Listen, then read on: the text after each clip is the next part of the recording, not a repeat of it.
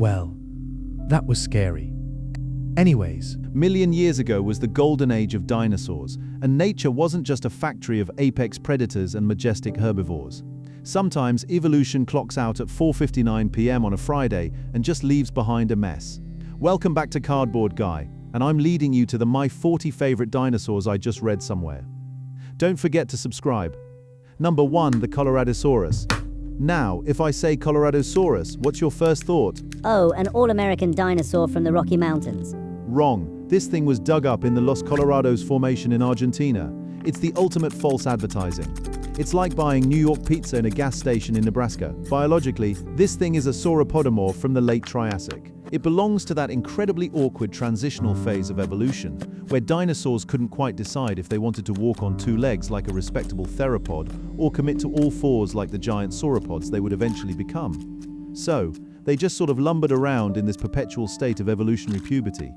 It's got a small head, a chunky body, and an identity crisis. And honestly, the fact that scientists named it to sound like a Midwestern tourist trap is the exact kind of academic laziness I've come to expect from the scientific establishment. Number 2, the Gigantspinosaurus. The name literally translates to giant-spined lizard. When you hear that, you immediately picture a monstrous aquatic apex predator, right? A supercharged Spinosaurus ready to rip a T-Rex in half. But no, the paleontologists who named this pulled the greatest clickbait maneuver of the Jurassic period. It is a stegosaur, a plant eater from China, and its claim to fame? It has 2 massive parascapular spines sticking straight out of its shoulders. They are comically large, completely disproportionate to the rest of its body. It's the ancient equivalent of a guy putting giant, obnoxious spoiler wings on a 2004 Honda Civic to make it look fast. Evolution gave it these absurd, heavy shoulder spikes, probably to deter predators, but it just ends up looking like it got stuck in a doorway. It's trying so hard to be intimidating, but the name writes a check its biology absolutely cannot cash. Next up to number 3, Chasmosaurus. This ceratopsian is the ultimate all-show, no-substance try-hard of the late Cretaceous. At first glance, this thing looks like an absolute unit. It has one of the largest frills relative to its body size of any horned dinosaur. You look at it and think, wow, an impenetrable shield of solid bone. Except it's not that massive frill. It's completely hollowed out by massive fenestrae, literal gaping windows in the bone. In life, it was just a giant billboard of skin stretched over a fragile frame. It's the dinosaur equivalent of wearing a padded suit to a bar fight. It was likely used for display, flushing blood into the skin to look bigger and scare off rivals or attract mates. But if a predator actually bit down on that frill, it would crunch like a stale potato chip. It's nature's ultimate bluff. A superficial facade covering up structural weakness. Monolophosaurus in number 4.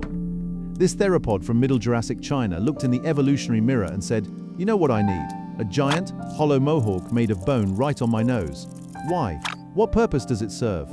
It's not a weapon. It's hollow and fragile. It's terrible for aerodynamics. It's essentially a useless, bulky accessory designed solely to get attention. It's the fast fashion disaster of the dinosaur kingdom.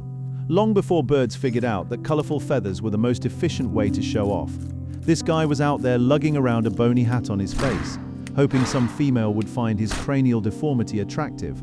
It perfectly encapsulates the desperate lengths biological organisms will go to just to reproduce. It sacrificed practicality for aesthetics, and guess what? It went extinct anyway. So much for the drip. Now we head to number 5. Australia for the Muttaburrasaurus. Aside from having a name that sounds like a spell you'd cast to summon a hangover, this ornithopod is famous for one distinct feature: an enlarged, hollow, bony chamber on its snout. Paleontologists believe this structure acted as a resonating chamber, allowing the Muttaburrasaurus to produce incredibly loud, low-frequency sounds. Ladies and gentlemen, meet the guy who plays his Bluetooth speaker without headphones on public transit. If the early Cretaceous was a neighborhood, this was the absolute menace living next door, blasting its prehistoric vocalizations at 2 a.m. for absolutely no reason other than it could.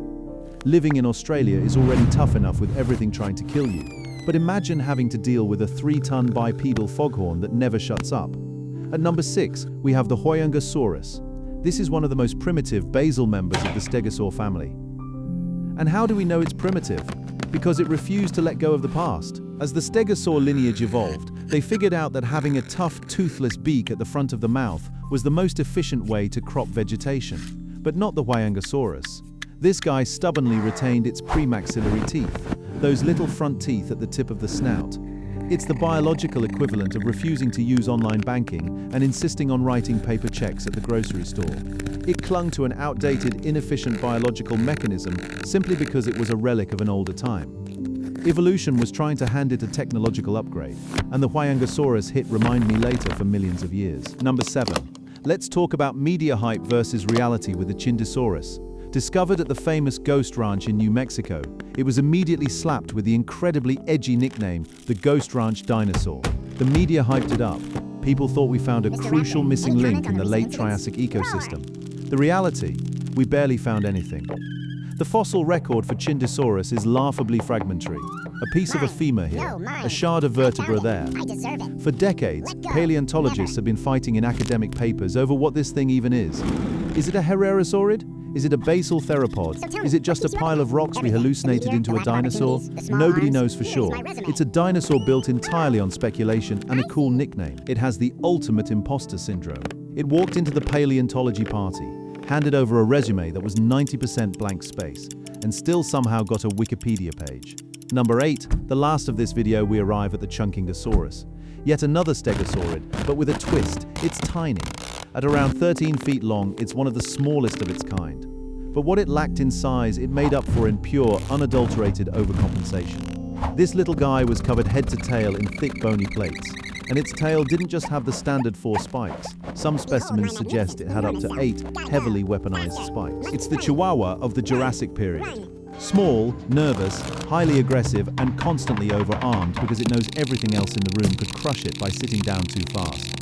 It lived alongside massive predators in the Dashampu Formation, so its entire evolutionary strategy was just to become a walking, angry pincushion. And there you have it.